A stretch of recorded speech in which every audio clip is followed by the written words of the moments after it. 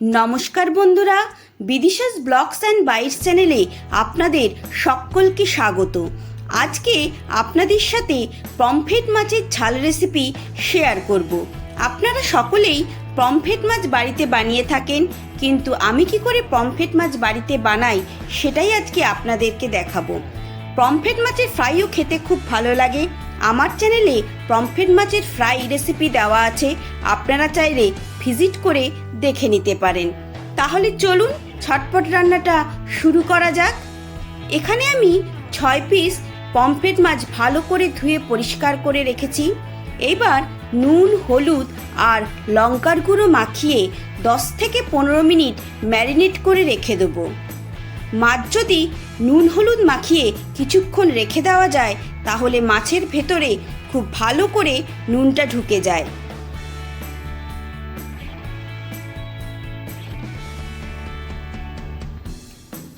পুরো ভিডিওটা স্কিপ না করে দেখার অনুরোধ রইল আপনাদের কাছে। দেখুন 15 মিনিট হয়ে গেছে। কড়াই বসিয়ে দিয়েছি। এইবার কড়াইতে দিয়ে দিলাম 4 চামচ মতো সর্ষের তেল। তেল কিছুটা গরম হয়ে গেলে আমি একে একে মাছগুলো দিয়ে ফ্রাই করে নেব।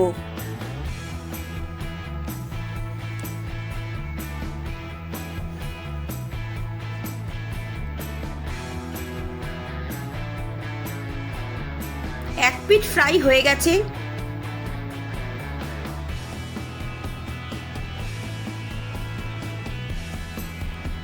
মাছগুলো দেখুন ফ্রাই করা হয়ে গেছে। এবার আমি তুলে নেব।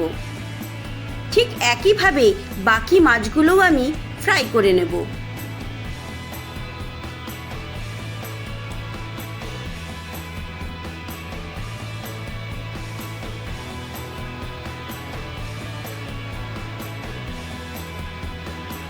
মাছ ভাজার তেলের মধ্যেই দিয়ে দিলাম হাফ চামচ কালো জিরে ফোড়ন। ফোড়নটা একটু নাড়াচাড়া করে নিয়ে একটা টমেটো আর একটা পেঁয়াজ আমি আগেই পেস্ট করে রেখেছিলাম, টমেটো আর পেঁয়াজের পেস্টটা অ্যাড করে দিলাম। এইবার ভালো করে ফ্রাই করে নেব।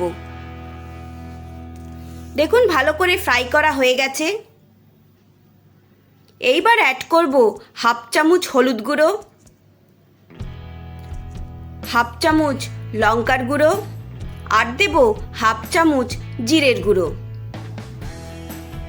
দিয়ে দিচ্ছি পরিমাণ মতো নুন।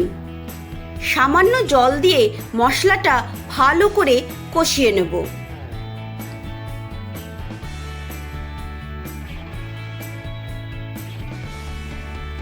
এই রান্নাটা খুবই সিম্পল, খুব বেশি মশলারও প্রয়োজন পড়ে না। দেখুন মশলা কষানো হয়ে গেছে। এইবার 2 চামচ সর্ষে আমি ভালো করে মিক্সিতে পেস্ট করে রেখেছিলাম। এইবার সর্ষেটা অ্যাড করে দিলাম। সর্ষে দিয়েও 1 থেকে 2 মিনিট আমি ভালো করে কষিয়ে নেব।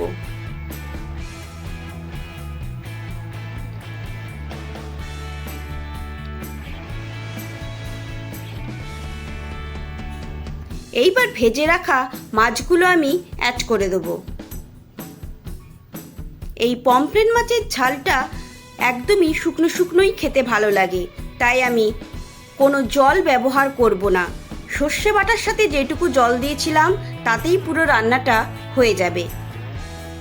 এই সময় গ্যাসের ফ্লেমটা একদমই লোতে রাখবেন। মাছ দিয়ে আমি 2 থেকে 3 মিনিট ভালো করে ফুটিয়ে নেব।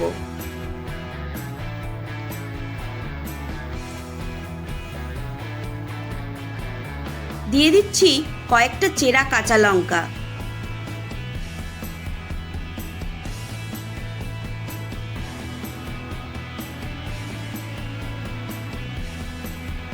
দেখুন ভালো করে ফুটে গেছে।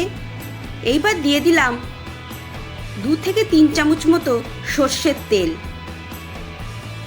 দেখুন আমাদের পমফ্রেট মাছের ঝাল একদম রেডি হয়ে গেছে। অবশ্যই এই পদ্ধতিতে একবার পমফ্রেট মাছের ঝাল বাড়িতে বানাবেন। দেখবেন ছোটোর থেকে বড় একদম চেটে পুটে খাবে। গরম ভাতের সাথে এই পমফ্রেট মাছের ঝাল একদম জমে যাবে। তাহলে বন্ধুরা, এই রেসিপিটা আপনাদের কেমন লাগলো অবশ্যই আমাকে কমেন্ট করে জানাবেন। ভালো লেগে থাকলে একটা লাইক করবেন, বন্ধু ফ্যামিলি মেম্বারদের সাথে শেয়ার করবেন। সবাই ভালো থাকবেন, সুস্থ থাকবেন। ধন্যবাদ।